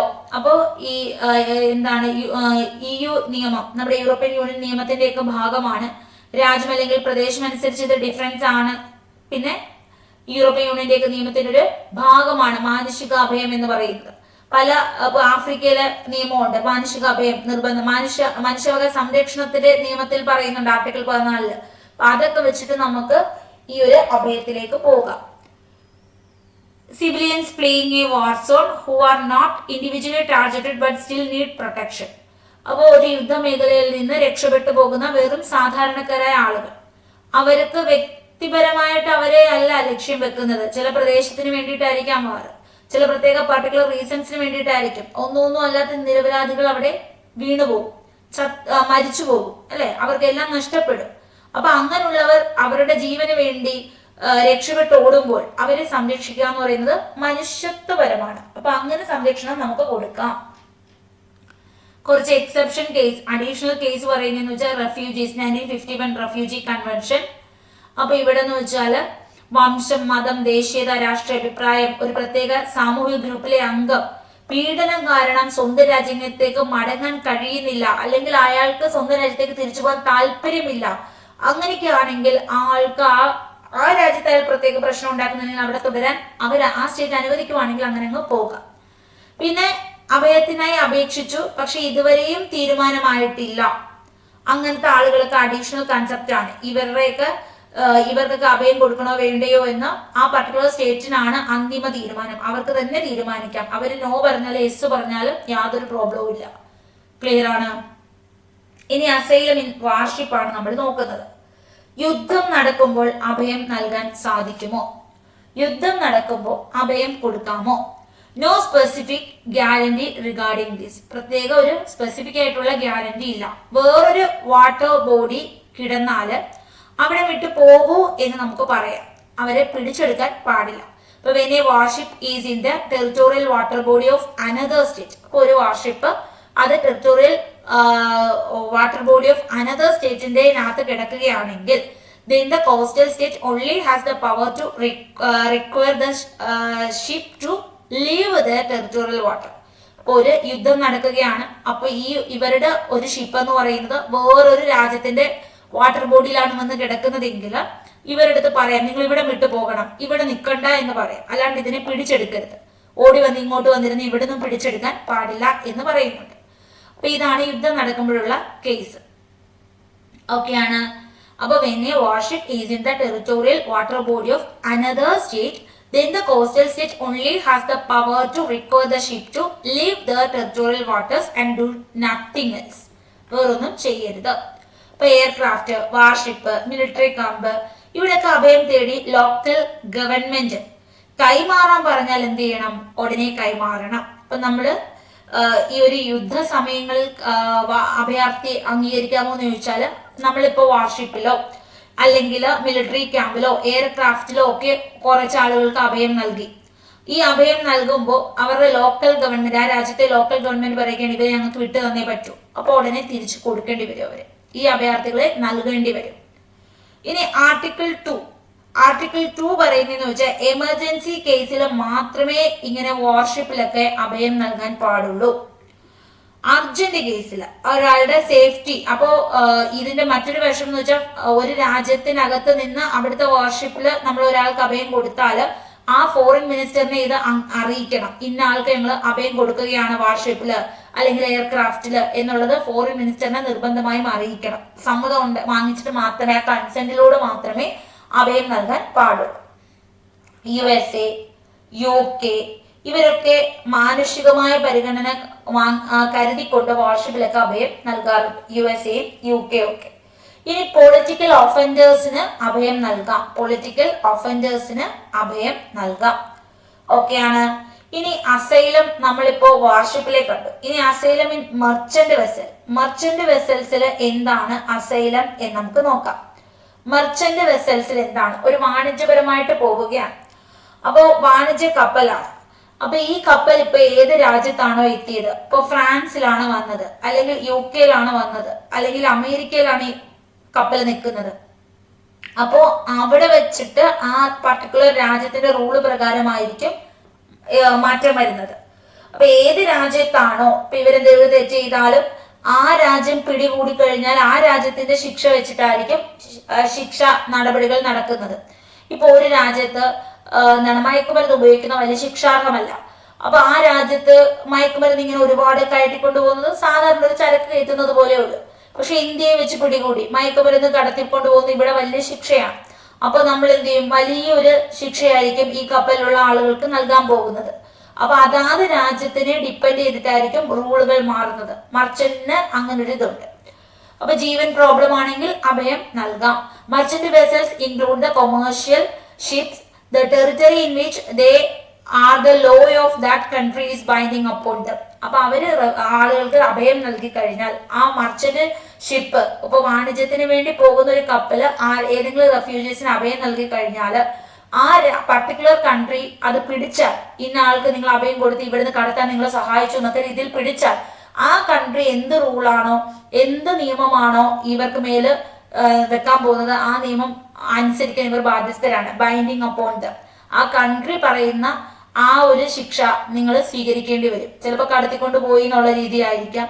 അപ്പൊ ആ ഒരു പർട്ടിക്കുലർ കൺട്രിയുടെ നിയമം നമ്മൾ അനുസരിക്കേണ്ടി വരും. ഇനി നമുക്ക് കുറച്ച് ക്വസ്റ്റ്യൻസിലേക്ക് പോകാം. What is the primary international legal instrument governing the right to asylum? Universal declaration of human rights 1948, Geneva convention on the high seas, പിന്നുള്ളത് 1951 റെഫ്യൂജി കൺവെൻഷൻ, വിയറ്റ്നാം കൺവെൻഷൻ. അപ്പൊ നമ്മൾ കുറെ നേരമായിട്ട് കണ്ടുകൊണ്ടിരിക്കുന്ന സാധനം 1951 റെഫ്യൂജി കൺവെൻഷൻ ആണ് അല്ലെ? അപ്പൊ അത് തന്നെയാണ് answer. According to 1951 Refugee Convention, which of the following is not a valid ground for claiming refugee status? Race, religion, economic hardship, political opinion. എന്തായിരിക്കും കാരണമല്ലാത്തത്? എക്കണോമിക് ഹാർഡ്ഷിപ്പ് ഒരു റീസൺ അല്ല. What principle prohibits the return of a refugee to a country where they may face persecution? അപ്പൊ അവിടെ ഒരു സംഘർഷാവസ്ഥയുണ്ട്, തിരിച്ചയക്കുകയാണെങ്കിൽ നമ്മൾ എന്താണ് consider ചെയ്യേണ്ടത്? Non റെഫൂൾമെന്റ് ആണ്. അങ്ങനെ അയക്കാൻ പാടില്ല എന്ന് പറയുന്നുണ്ട് അല്ലെ? Which article of the 1951 refugee convention defines the term refugee? ഏത് ആർട്ടിക്കിളിലാണ് റെഫ്യൂജിയെ കുറിച്ച് പരാമർശിക്കുന്നത്? ആർട്ടിക്കിൾ 1 തന്നെയാണ്. Territorial asylum refers to asylum granted. Territorial asylum എന്ന് വെച്ചാൽ embassy, international organisation, state within its territory അല്ലെ? സ്റ്റേറ്റ് വിത്തിൻ ഇറ്റ്സ് ടെറിട്ടറി അല്ലെ? ഇനി which organization is primarily responsible for overseeing international protection of refugee? ഏത് organisation ആണ്? UNHCR ആണ്, United Nation High Commissioner for Refugee. United Nation High Commissioner for Refugee. Which of the following countries is not a part to the 1951 Refugee Convention or its 1967 Protocol? അപ്പോ ഏത് കൺട്രിയാണ് not A part എന്ന് പറയുന്നത്? Latin American law. അപ്പൊ ഏത് കൺട്രിയാണ്? India. Okay ആണ്. ഇനി diplomatic asylum is most commonly associated with which legal tradition? Latin American law. നമ്മൾ കണ്ടിരുന്നു diplomatic asylum not most commonly associated with the Latin American law. Which of the following is key limitation of the 1951 refugee? 1951 refugee le key limitation ഏതാണ്? Answer, it was initially limited to events occurring before 1951. Initially limited to events occurring before 1951. The principle of non-refoulement is considered customary international law ആണ്. അപ്പൊ ഇത് നമ്മൾ പഠിച്ച കാര്യങ്ങളാണ്. ഇനി നമുക്ക് അടുത്ത ടോപ്പിക്കിലേക്ക് പോകണം. നമ്മുടെ ടോപ്പിക് എക്സ്ട്രാഡിഷൻ ആണ്. എന്താണ് നമ്മളുടെ ടോപ്പിക്? എക്സ്ട്രാഡിഷനെ കുറിച്ചാണ് നമുക്കിനി ചർച്ച ചെയ്യേണ്ടത്. എന്താണ് എക്സ്ട്രാഡിഷൻ? എക്സ്ട്രാഡിഷൻ എന്ന് പറയുന്ന ടേം കേൾക്കുമ്പോഴാണ് വിജയ് മല്യയും ദളിത് മോദിയെ കുറിച്ചൊക്കെ നമുക്ക് അറിയേണ്ടത്. അപ്പൊ എക്സ്ട്രാഡിഷൻ എന്താന്ന് ചോദിച്ചാല്, ഒരാള് ഇപ്പൊ ഇന്ത്യയിൽ നിന്ന് വിജയ് മല്യ 10,000 കോടി രൂപയുടെ കടങ്ങളൊക്കെ എന്താണ് ലോണൊക്കെ എടുത്തിട്ട് ഇവിടെ നിന്ന് മുങ്ങി അല്ലെ? അപ്പൊ തിരിച്ചയക്കാതെ ഇവിടെ നിന്ന് മുങ്ങി. അപ്പൊ ഒരാൾ ഇവിടെ ഒരാളെ കൊന്നിട്ട് ഇയാൾ എന്ത് ചെയ്തു? ഇത് പിടിക്കപ്പെടുന്നായപ്പോ ഇവിടുന്ന് വേറെ കൺട്രിയിലേക്ക് പോയി, വേറെ രാജ്യത്ത് പോയി അഭയം തേടി. അപ്പോ ഇയാൾ ഇവിടുന്ന് കൊന്നിട്ട് അങ്ങ് പോയി. അപ്പൊ ഇയാളെ ശിക്ഷിക്കാൻ പറ്റിയോ? ഇല്ല. അപ്പൊ മറ്റേ രാജ്യത്ത് ഇയാൾ ഉണ്ടെന്ന് മനസ്സിലാക്കി നമ്മൾ റിക്വസ്റ്റ് കൊടുത്തു, ആ ആളെ വിട്ടുതരണം, ഇയാൾ ഇവിടുത്തെ കൊലപാതകിയാണ്. അപ്പൊ മറ്റേ രാജ്യം എന്ത് ചെയ്യും? നോക്കും ഈ പറഞ്ഞതൊക്കെ ശരിയാണോ, ആളെ കുറിച്ച് അന്വേഷിക്കും, നമ്മളെ തെളിവുകളും കാര്യങ്ങളും ഒക്കെ കൊടുക്കും. അന്വേഷിക്കുമ്പോ ശരിയാണ്, ഇയാൾ കൊലപാതകിയാണ്, അവിടുത്തെ കോടതിയിൽ കേസാകും. എന്നിട്ട് ഇയാളെ വിട്ടുകൊടുക്കും. ഈ രാജ്യത്തല്ലേ ക്രൈം നടത്തിയത്, ഈ രാജ്യത്തെ പൗരനാണല്ലോ, അപ്പൊ ഇങ്ങോട്ട് തന്നെ വിട്ടു നൽകും. എന്തിനാണ് എക്സ്ട്രാഡിഷൻ? നമ്മൾ എന്തിനാണ് ഈ പൈസയൊക്കെ ചിലവാക്കി ഇവിടുന്ന് മുങ്ങിയ ആളുകളെ പിടിച്ച് തിരിച്ചു കൊണ്ടുവരുന്നത്, അന്വേഷിച്ച് കണ്ടെത്തി തിരിച്ചു കൊണ്ടുവരുന്നത്? കാര്യം അല്ലെങ്കിൽ എല്ലാരും ഇങ്ങനെ തന്നെ ചെയ്യും. ഇന്ത്യയിൽ ഒരു ക്രൈം ചെയ്തു, വേറെ രാജ്യത്തോട്ട് മുങ്ങും, അടുത്ത ആള് ക്രൈം ചെയ്യും, അങ്ങനെ ഇവിടെ ഫുൾ ക്രൈമായി മാറും. ഇപ്പോ ഒരു ക്രൈം ഒരാൾ ചെയ്തു കഴിഞ്ഞ് എവിടെ പോയാലും രക്ഷയില്ല, ഈ ലോകത്ത് എവിടെ പോയി ഒളിച്ചിരുന്നാലും അയാളെ തിരിച്ചു കൊണ്ടുവന്ന് ശിക്ഷിക്കും എന്ന് വരുമ്പോ ആളുകൾ പേടിക്കും അല്ലെ? പിന്നെ ആളുകൾക്ക് ക്രൈം ചെയ്യാൻ തോന്നുമോ? ഇല്ല. അല്ലാണ്ട് ഇവിടെ കുഴപ്പമൊന്നുമില്ല, ക്രൈം ചെയ്തിട്ട് നമുക്ക് അടുത്ത രാജ്യത്തോട്ട് അങ്ങ് മുങ്ങാം, അങ്ങനെയാണെങ്കിൽ പിന്നെ എല്ലാരും എന്ത് ചെയ്യും?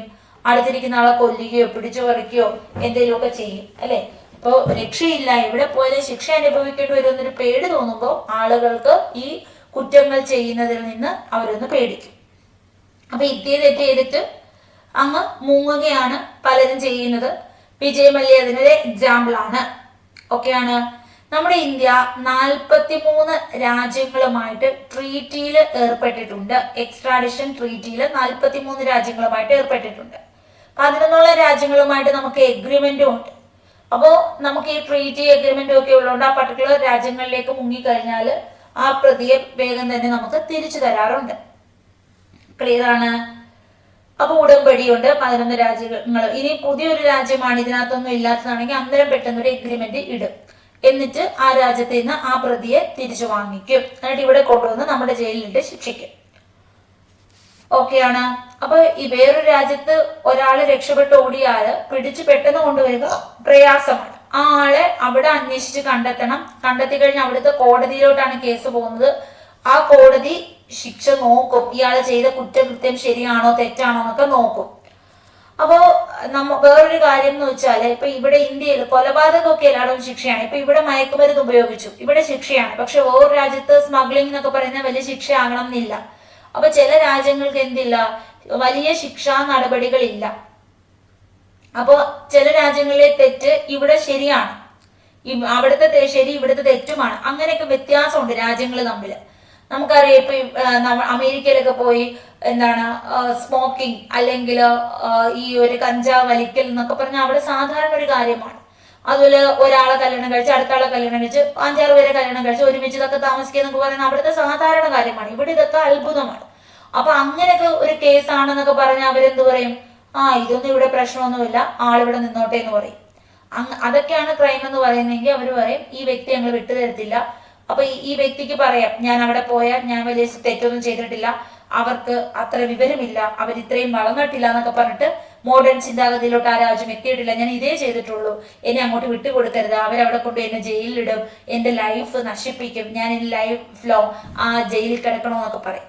അപ്പൊ ഈ കൺട്രി നോക്കുമ്പോൾ ശരിയാണല്ലോ, അവൻ വലിയ തെറ്റൊന്നും ചെയ്തിട്ടില്ലല്ലോ, പിന്നെ എന്തിനാണ് അവനെ ശിക്ഷിക്കുന്നത്, അതുകൊണ്ട് വിട്ടുതരില്ല എന്ന് ചില കേസുകളിൽ പറയും.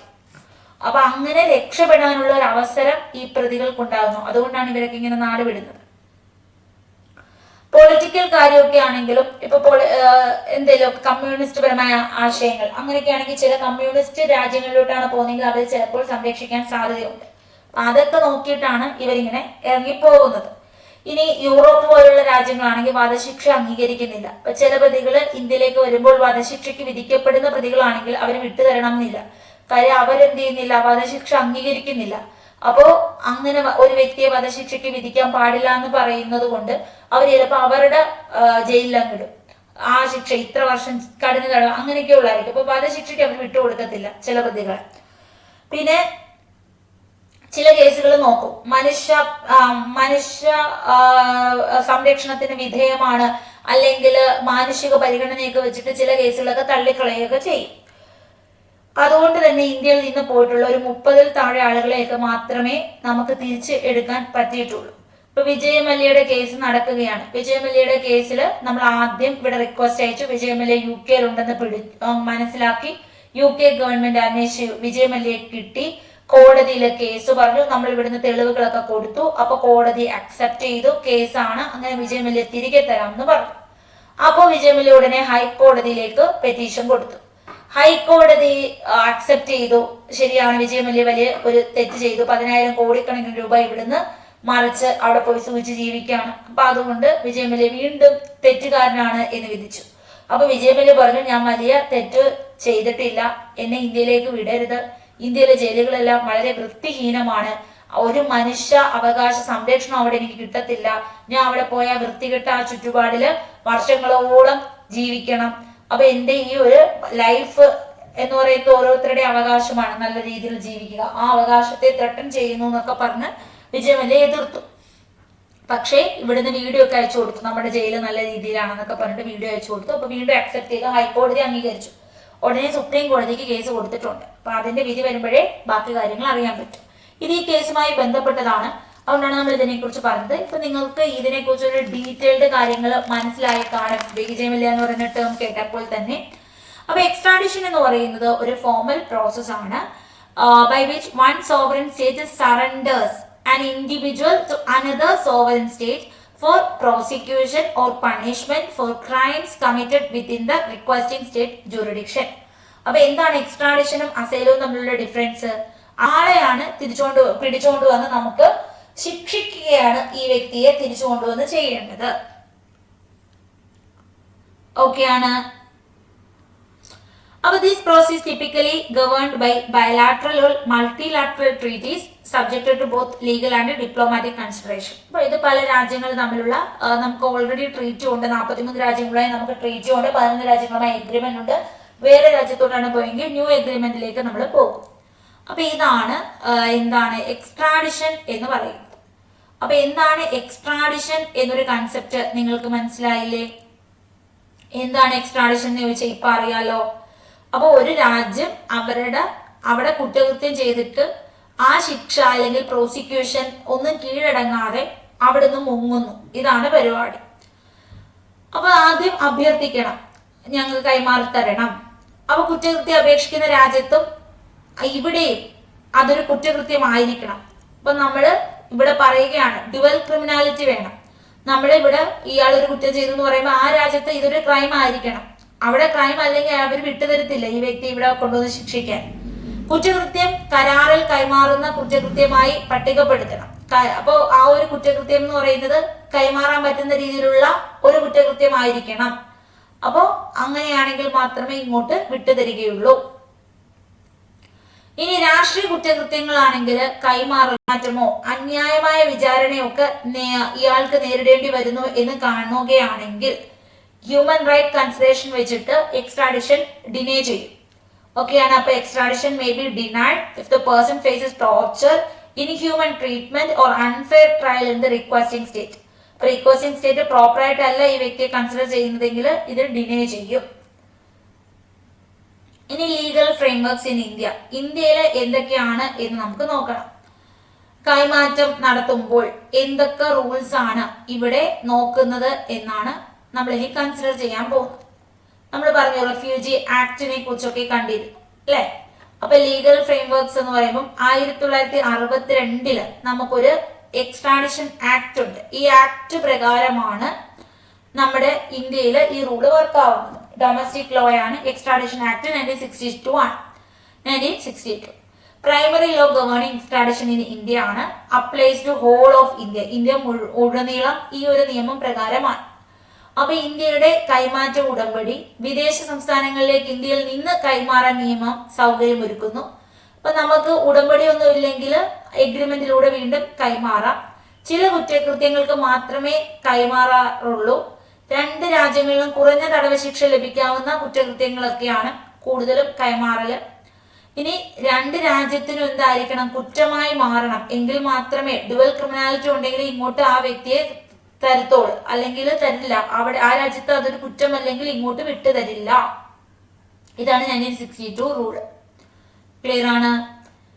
ഇനി ഈ സെക്ഷനിലേക്ക് പോവുകയാണ്. ഇന്ത്യയുമായി ഒരു കരാറുള്ള വിദേശ സംസ്ഥാനങ്ങളിലേക്ക് വ്യക്തിയെ നമുക്ക് എന്ത് ചെയ്യാം, വിദേശ സ്റ്റേറ്റ്സിലേക്ക് നമുക്ക് കൈമാറാം. മജിസ്ട്രേറ്റ് അന്വേഷണം നടത്തും കൈമാറുന്നതിന് മുമ്പ്. പിന്നെ ഏതെങ്കിലും തരത്തിലുള്ള റെസ്ട്രിക്ഷൻ ഉണ്ട് സറണ്ടർ എപ്പോഴാണെന്ന് വെച്ചാൽ ഈ പേഴ്സണിന് എന്തെങ്കിലും തരത്തിലുള്ള റിലീജിയസ്, റേസ്, നാഷണാലിറ്റി തരത്തിലുള്ള എന്തെങ്കിലും പ്രശ്നങ്ങൾ ഇവിടെ വന്നാൽ ഉണ്ടാകും എന്ന് തോന്നുകയാണെങ്കിൽ ആ ഒരു സറണ്ടർ തടയും. അപ്പോൾ നമ്മളുടെ രാജ്യത്ത് നിന്ന് ഒരാൾ കുറ്റം ചെയ്ത് വേറെ രാജ്യത്ത് പോയി. ജർമ്മനി, കാനഡ, ഓസ്ട്രേലിയ, UAE ഒക്കെ ഇതിന്റെ എക്സാമ്പിൾസ് ആണ്. ക്ലിയർ ആണ്. അപ്പൊ നമ്മൾ ഒരുപാട് രാജ്യങ്ങളുമായിട്ട് എഗ്രിമെന്റ് ഉണ്ട്. ഇവിടുന്ന് കൂടുതലും പോകുന്നതൊക്കെ UK-ലോട്ടാണ്. കാര്യം ഇന്ത്യയും UK നിയമവും ഒക്കെ ഏകദേശം ഒരുപോലെ. നമ്മുടെ ബ്രിട്ടീഷുകാർ ഇവിടെ വന്നപ്പോഴാണല്ലോ ഇവിടെ കോടതിയൊക്കെ വന്നത്. അപ്പൊ നമുക്ക് നിയമം ഒരുപോലെ. അപ്പൊ ആ നിയമം പഠിച്ചുകൊണ്ട് നമുക്ക് കേസ് അറ്റൻഡ് ചെയ്യാൻ എളുപ്പമാണ്. പിന്നെ UK ഒരുപാട് മനുഷ്യത്വം കൺസിഡർ ചെയ്യും. എന്നിട്ട് പലരെയും അങ്ങ് വെറുതെ വിടും. പിന്നെ വേറൊരു കാര്യം എന്ന് വെച്ചാൽ ഈ പ്രൊസീജിയേഴ്സ് ഉണ്ടല്ലോ. ഇതിനൊരു 3 പ്രൊസീജിയേഴ്സ് ആണ് ഉള്ളത്. ഒന്നാമത്തത് റിക്വസ്റ്റ് കൊടുക്കുക, രണ്ടാമത്തത് ഇവർ അന്വേഷിക്കും ഈ വ്യക്തിയെ കുറിച്ച്, റിക്വസ്റ്റ് സ്വീകരിക്കും, മൂന്നാമത്തത് ഈ വ്യക്തി കുറ്റക്കാരനാണോ എന്നൊക്കെ അവിടുത്തെ കോടതികളിൽ തെളിയിക്കപ്പെടണം. നാലാമത്തതാണ് വിട്ടുതരൽ പ്രോസസ്സ്. അതിനകത്ത് ഈ മൂന്നാമത്തെ പ്രോസസ്സ് അവിടുത്തെ കോടതികളിലെ പലതവണ വാദം നടന്നാണ് കുറ്റവാളിയാണോ അല്ലയോ എന്നൊക്കെ തെളിയിക്കുന്നത്. ഈ പ്രോസസ്സ് ഒരുപാട് വർഷങ്ങൾ നീളും യു കെയിലൊക്കെ. അതുകൊണ്ടാണ് പലരും ഇവിടുന്ന് യു കെയിലോട്ട് അങ്ങ് മുങ്ങുന്നത്. അപ്പോൾ കുറേ വർഷം അവർക്ക് അവസാനം വലിയ ശിക്ഷ വിധിക്കും. അപ്പോൾ അത്രയും വർഷവും കൂടെ എന്ത് ചെയ്യാം, ജയിലിൽ കഴിയാതെ മുന്നോട്ട് പോകാം. ഇപ്പൊ ഇന്ത്യയിലായിരുന്നെങ്കിലോ ആദ്യം മുതലേ ജയിലിൽ കിടക്കണം.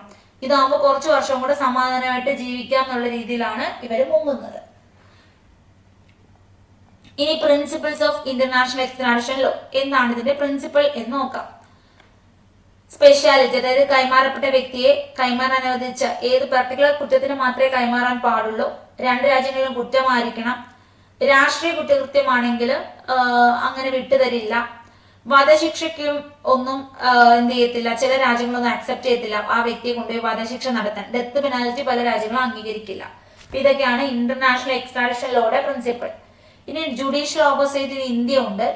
അപ്പൊ ഇന്ത്യയിലെന്ന് വെച്ചാല് കൈമാറൽ നടപടി കൃത്യമായ നടപടിക്രമങ്ങൾ പാലിക്കും, മനുഷ്യാവകാശ സംരക്ഷണം നോക്കും, പ്രതികൾക്ക് കൈമാറലിനെതിരെ അവർക്ക് കോടതികളിലൊക്കെ പോകാനൊക്കെയുള്ള അവസരവും ഇന്ത്യ നൽകുന്നുണ്ട്. ക്ലിയർ ആണ്? ഇന്ത്യ ആ ഒരു ഓപ്പർച്യൂണിറ്റി കൊടുക്കുന്നുണ്ട്. ആ ഒരു പർട്ടിക്കുലർ പേഴ്സണിന് വീണ്ടും വിധി പറയാം, ഇങ്ങോട്ട് വരണ്ട എന്നൊക്കെ പറയാൻ പ്രോസിക്യൂഷന് അവർക്ക് കോടതിയിൽ മുന്നോട്ട് പോകാം. ഇനി റീസെന്റ് കേസാണ് വിജയമല്യ യു കെയിലാണ്, നീരവ് മോദി യു കെയിലാണ്, ഡേവിഡ് ഹെഡ്ലി യു എസിലാണ് പോയത്. ഇവരുടെയൊക്കെ കേസുകൾ നടക്കുന്നു. വിജയമല്യയുടെയൊക്കെ കേസുകൾ ഇപ്പോൾ നടന്നുകൊണ്ടിരിക്കുകയാണ്. ഇനി delay due to legal appeals. Legal appeal കാരണം ഇതൊക്കെ ഒരുപാട് ഡിലേ വരും അല്ലെ. നിയമപരമായ അപ്പീല് ഇവരാദ്യം ഹൈക്കോടതി, പിന്നെ സുപ്രീം കോടതി, ഇങ്ങനെ അപ്പീലിട്ട് വർഷങ്ങൾ എടുക്കും ഇത്. അപ്പോൾ പിന്നെ സ്റ്റേറ്റ്സ് മനുഷ്യാവകാശ സംരക്ഷണം, മറ്റേ സ്റ്റേറ്റ് വിട്ടുതരുന്നതിന് മുമ്പ് ഈ വ്യക്തിക്ക് എന്തെങ്കിലും പ്രശ്നം ഉണ്ടാവുമോ എന്ന് ഒരുപാട് നേരം അവര് ആശങ്ക നോക്കും. അവരൊത്തിരി കൺസിഡർ ചെയ്തിട്ട് ഇങ്ങോട്ട് അയക്കും. പിന്നെ മറ്റേ സ്റ്റേറ്റിൽ നിന്ന് തെളിവുകളൊക്കെ പരിശോധിക്കണം, നീതിയുക്തമായിട്ട് അവർ വിചാരണയൊക്കെ നടത്തണം, എവിഡൻസ് ഒക്കെ. അപ്പോൾ അതൊക്കെ ഒരുപാട് ടൈം കൺസ്യൂമിങ് ആണ്. ഇങ്ങനെ എവിഡൻസ് ഒക്കെ നോക്കി അവിടെ വിധി പറയണ്ടേ, അപ്പോൾ അതിനൊക്കെ ഒത്തിരി ടൈം എടുക്കും. അതുകൊണ്ട് ഒരുപാട് ഡിലേ ആണ് ഈ പ്രോസസ്. എക്സ്ട്രാഡിഷന്റെ ടൈപ്സ് ആണ്. ലീഗൽ ബേസിസ് ഉണ്ട്, നമ്മൾ ഓൾറെഡി കണ്ടു. ലീഗൽ ബേസിസ് എന്ന് പറയുമ്പോൾ രണ്ടിടത്തും ഒരേപോലെ കുറ്റമൊക്കെ വരണം, അങ്ങനെയാണ്. കോമൺ എക്സ്ട്രാഡിഷൻ പ്രിൻസിപ്പിൾസ് ഉണ്ട്. എക്സ്ട്രാഡിഷന്റെ പ്രൊസീജിയേഴ്സ് എന്തൊക്കെയാണ്? ആദ്യം നമ്മളൊരു റിക്വസ്റ്റ് കൊടുക്കണം. ഇന്ന വ്യക്തിയെ എനിക്ക് വിട്ടു തരണം എന്ന് പറഞ്ഞിട്ട് ഈ രാജ്യത്തിന് ഒരു റിക്വസ്റ്റ് കൊടുക്കണം. ഡിപ്ലോമാറ്റിക് ചാനൽ, ഇന്റർപോൾ, റെഡ് നോട്ടീസിലൂടെയൊക്കെ ആയിരിക്കും. ആദ്യം red notice, Interpol red notice പുറപ്പെടുവിച്ചു, നമ്മൾ കണ്ടിട്ടില്ലേ? ആ ഒരു രീതിയിലാണ് റിക്വസ്റ്റ് പ്രൊവൈഡ് ചെയ്യേണ്ടത്. അപ്പൊ അതിനകത്ത് ലീഗൽ ഗ്രൗണ്ട് കാണും, ഡിസ്ക്രിപ്ഷൻ ചെയ്യണം. ഈ വ്യക്തി ഇന്ന കുറ്റങ്ങളൊക്കെ ഇവിടെ ചെയ്തു, ഈ കുറ്റത്തിന് ഇവിടെ ഇന്ന ശിക്ഷകളൊക്കെ ഉണ്ട്, പിന്നെ അതിനുള്ള തെളിവുകള്, പിന്നെ copy of arrest warrant, judgment, ഇതെല്ലാം വെച്ചിട്ടാണ് റിക്വസ്റ്റ് പ്രൊവൈഡ് ചെയ്യേണ്ടത്. അപ്പോൾ പ്രൊവിഷണൽ അറസ്റ്റ് ഉണ്ടാവും. Urgent request to detain the individual pending the formal extradition request. അപ്പോൾ ആദ്യം ഇതെല്ലാം അയച്ചു. അപ്പൊ അഭ്യർത്ഥന വരെ വ്യക്തി എന്ത് ചെയ്യും? കസ്റ്റഡിയിൽ എടുത്ത് വെക്കും. താൽക്കാലികമായിട്ട് ചില രാജ്യങ്ങൾ ആ വ്യക്തിയെ അന്നേരം അറസ്റ്റ് ചെയ്തങ്ങ് വെക്കും. ഇനി അതിനുശേഷം ജുഡീഷ്യൽ റിവ്യൂ. ആ പർട്ടിക്കുലർ കൺട്രി എന്ത് ചെയ്യും? അവർ നോക്കും, ഇവിടെ ഈ വ്യക്തിയെ വിട്ടുകൊടുത്താൽ എന്ത് ശിക്ഷയാണ്, കറക്റ്റ് ശിക്ഷയാണോ ഈ വ്യക്തിക്ക് കിട്ടാൻ പോകുന്നത്, ഈ വ്യക്തിയുടെ ജീവന് മനുഷ്യാവകാശ സംരക്ഷണം ഈ വ്യക്തിക്ക് കിട്ടുന്നുണ്ടോ, ഇന്റർനാഷണൽ ലെവലിൽ ഓക്കെ ആണോ, പിന്നെ കൈമാറുന്ന വ്യവസ്ഥ പാലിക്കപ്പെട്ടിട്ടുണ്ടോ, എവിഡൻസ് പ്രോപ്പർ ആണോ, പിന്നെ രണ്ട് രാജ്യങ്ങൾ തമ്മിലുള്ള ഉടമ്പടി ഉണ്ടല്ലോ അത് പ്രോപ്പർ ആണ്, ഇതെല്ലാം നോക്കിയിട്ടേ വിട്ടുകൊടുക്കും. പിന്നെ എക്സിക്യൂട്ടീവ് ഡിസിഷൻ, അത് അന്തിമ തീരുമാനം അവിടുത്തെ കോടതിയിലെ ആളുകളുടെയോ എക്സിക്യൂട്ടീവ് അതോറിറ്റിയുടെയോ ആയിരിക്കും. അവരുടെ ഇത് വെച്ചിട്ടായിരിക്കും സറണ്ടർ. ഇപ്പൊ അപ്രൂവ് ചെയ്യുകയാണ്, എല്ലാവരും അംഗീകരിച്ചു കഴിഞ്ഞാൽ ആ വ്യക്തി ഇങ്ങ് വിട്ടുകൊടുക്കും, ആ പർട്ടിക്കുലർ സ്റ്റേറ്റിന് വിട്ടുകൊടുക്കും. ഇതാണ്. അപ്പൊ നമുക്കൊരു 4 രീതിയിൽ വേണമെങ്കിൽ ഇതിനെ കൺക്ലൂഡ് ചെയ്യാം. 1 റിക്വസ്റ്റ്, 2 റിക്വസ്റ്റ് അക്സെപ്റ്റ് ചെയ്തിട്ട് ആ വ്യക്തിയെ സെർച്ച് ചെയ്ത് കണ്ടുപിടിക്കുന്നു. 3ാമത്തെ കാര്യം ട്രയൽ, പിന്നെ അവിടുത്തെ ജുഡീഷ്യൽ കോടതി എവിഡൻസ് എല്ലാം സ്വീകരിച്ചുകൊണ്ട് അവിടുത്തെ കോടതിയിൽ ഈ കേസ് നടക്കും. ഈ വ്യക്തി ശിക്ഷ കിട്ടാൻ ബാധ്യസ്ഥനാണെന്ന് നോക്കുന്നു. നമ്മുടെ രാജ്യത്തെ ശിക്ഷയുമായിട്ട് കമ്പയർ ചെയ്യും, സെയിം ശിക്ഷ തന്നെയാണോ കിട്ടേണ്ടത് എന്ന് നോക്കും. അങ്ങനെയാണെങ്കിൽ അക്സെപ്റ്റ് ചെയ്യുകയാണെങ്കിൽ ആ വ്യക്തിയെ തിരികെ കൊടുക്കും. ഈ 4 പ്രൊസീജിയർ മിനിമം നമ്മൾ ഓർക്കുക. ക്ലിയർ ആണ്? ഒരു പ്രൊസീജിയർ നമ്മളിവിടെ ഓപ്ഷനിലാണ് കണ്ടത്. ചില പർട്ടിക്കുലർ കേസ്, ഇപ്പോൾ ഭയങ്കരമായ കുറ്റകൃത്യം, ഒരു 10 പേരെയൊക്കെ കൊന്നിട്ട് പോയേക്കോണം, അപ്പോഴേ പിടിച്ച് ജയിലിൽ ആദ്യം തന്നെ അവരിടും, എന്നിട്ടായിരിക്കും പിന്നെ ശിക്ഷ നടത്തുന്നത്. ചലഞ്ചസ് ഉണ്ട്. ഒരുപാട് ചലഞ്ചസ് ഇവിടെ വരുന്നുണ്ട്. കാര്യം ഈ ഒരു രാജ്യത്തോട്ട് പോയി കഴിഞ്ഞാൽ അവരെന്ത് ചെയ്യും, റെഫ്യൂജി ആക്ട് പ്രകാരം അവർ അസൈലം അവകാശപ്പെടും. പിന്നെ ഹ്യൂമൻ റൈറ്റ്സ്, മനുഷ്യാവകാശ സംരക്ഷണ നിയമങ്ങൾ അവരാവശ്യപ്പെടും. പിന്നെ ഒരുപാട് സമയമെടുക്കും അല്ലെ, ഒത്തിരി ടൈം അങ്ങോട്ടും ഇങ്ങോട്ടും പോകും. ആദ്യ ദിവസങ്ങളിലെ ജയിലിൽ കിടക്കേണ്ട പ്രതിയായിരിക്കും, ഒരുപാട് വർഷം അവിടെ ചുമ്മാ അങ്ങോട്ടും ഇങ്ങോട്ടും പോകും. അവർക്ക് നല്ലൊരു ഫ്രീഡം കിട്ടും. പ്രൊസീജിയറൽ എറേഴ്സ് സംഭവിക്കാം. വേറൊരു രാജ്യത്തെ പല കാര്യങ്ങളാണ് അവരുടെ രാജ്യത്തെ കേസായിരിക്കും ആദ്യം നോക്കുന്നത്. അപ്പൊ അവര് ഇത് വലിയൊരു പ്രാധാന്യം അവർ നൽകണമെന്നില്ല. അപ്പൊ പ്രൊസീജിയറൽ എറേഴ്സ് ഒക്കെ ഇവിടെ സംഭവിക്കാം. പിന്നെ ഡബിൾ ജിയോപാഡി, എന്താണ്, ഇരട്ട അപകടം. അപ്പൊ 2 തവണയൊന്നും ശിക്ഷ വിധിക്കാൻ പാടില്ല. ഡബിൾ ജിയോപാഡിനെ base in aid. Key international instruments ഉണ്ട്. അത് 1957, 1990 അതിൽ ഇന്ത്യൻ അമേരിക്കൻ കൺവെൻഷൻ ആകുന്നത്. ക്ലിയർ ആണോ? ഓക്കെ, ഫസ്റ്റ് ക്വസ്റ്റ്യൻ ഇതാണ്. Extradition is primarily governed by international custody law only. The principle that a person will not be extradited for political offense is specially principle. അപ്പോൾ നമ്മൾ പറഞ്ഞു ഇതൊരു എന്താണെങ്കിൽ ഇത് ഒരു എന്താണെങ്കിലാണ് നമ്മൾ പറഞ്ഞത്, നമുക്ക് നോക്കാം അല്ലെ. പൊളിറ്റിക്കൽ ഒഫൻസ് എന്ത് ചെയ്യുന്നുണ്ട്, എക്സെപ്ഷൻ ആണ് എന്ന് നമ്മൾ പറയും. സ്പെഷ്യലി പ്രിൻസിപ്പിൾ അല്ല, പൊളിറ്റിക്കൽ ആണെങ്കിൽ ഒഫൻസ് എക്സെപ്ഷൻ ആണ്. പൊളിറ്റിക്കൽ ഒഫൻസ് അത്ര എക്സ്ട്രാഡിറ്റ് ചെയ്യപ്പെടില്ല, കാര്യം പൊളിറ്റിക്കൽ ഒഫൻസ് എക്സെപ്ഷൻ ഉണ്ട് എന്ന് നമ്മൾ കണ്ടു. നമുക്ക് ഒന്നും കൂടെ നോക്കണം. Which of the following best defines extradition? എക്സ്ട്രാഡിഷന്റെ ബെസ്റ്റ് ഡെഫിനിഷൻ എന്താണ്? Surrender of a person from one jurisdiction to another to face criminal charges. അപ്പോൾ സറണ്ടർ ആണ്, ക്രിമിനൽ പശ്ചാത്തലമുള്ളത് കൊണ്ടാണ് സറണ്ടർ ആകുന്നത്. എന്താണ് extradition is primarily governed by domestic law ആണോ, international custody law ആണോ, extradition treaties and domestic law ആണ്. ഇവിടെ ഒരു ഇപ്പുറത്തൊരു എക്സ്ട്രാഡിഷൻ ട്രീറ്റീസ് ഉണ്ട്. ഇത് രണ്ടും കൂടിയാണ് വരുന്നത്. ക്ലിയർ ആണ്? അടുത്ത, which principle requires that the offense for which extradition is sought must be a crime in both the requesting and requested countries? Crime ആണെങ്കിൽ എന്ത് സംഭവിക്കും?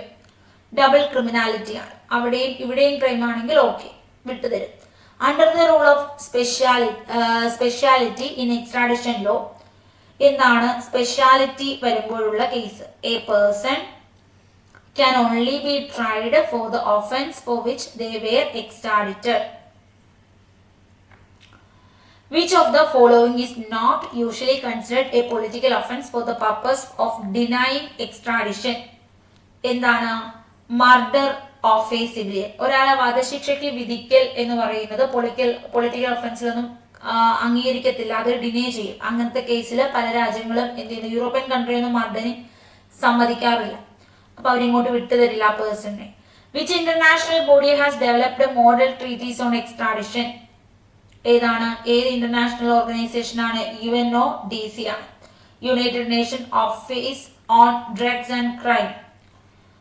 അടുത്തത്, what is rendition in the context of international criminal law?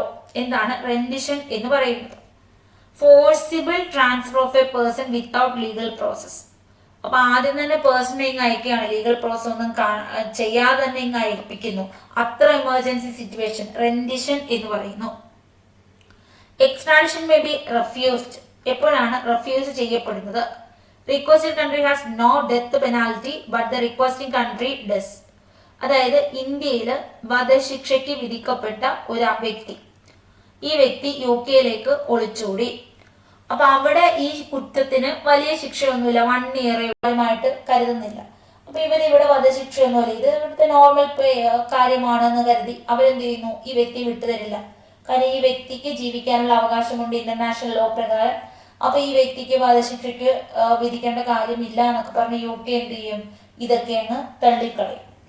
The principle that prohibits returning someone to a country where they may face torture or inhuman treatment is known as non-refoulement. Non refoulement. അപ്പൊ ഈ ക്വസ്റ്റ്യൻസും ഇതിന്റെ ആൻസേഴ്സും ഒക്കെ നിങ്ങൾക്ക് കിട്ടിക്കാണും. നമ്മളുടെ ക്ലാസ്സിൽ ചർച്ച ചെയ്ത കാര്യങ്ങൾ തന്നെയാണ് നമ്മൾ പറഞ്ഞത്. അപ്പോൾ വളരെ ഇമ്പോർട്ടൻ്റ് ആയിട്ടുള്ള കാര്യങ്ങളാണ്. PSCയുടെ മുൻവർഷ ക്വസ്റ്റ്യൻസ് ആണ് നമ്മൾ കണ്ടത്. അപ്പോൾ ഇന്നത്തെ ക്ലാസ് ഇത്രയേ ഉള്ളൂ. എല്ലാവർക്കും മനസ്സിലായി എന്ന് വിശ്വസിക്കുകയാണ്. പിടികിട്ടിയോ എല്ലാവർക്കും? ഓക്കെ, ക്ലിയർ അല്ലേ? ക്ലിയർ അല്ലേ? ക്ലിയർ ആണോ? ഓക്കെ, അപ്പോൾ ഇത്രയും പറഞ്ഞുകൊണ്ട് നിർത്തുകയാണ്. Thank you so much. നമുക്ക് നെക്സ്റ്റ് ക്ലാസ്സിൽ വീണ്ടും കാണാം. ബൈ.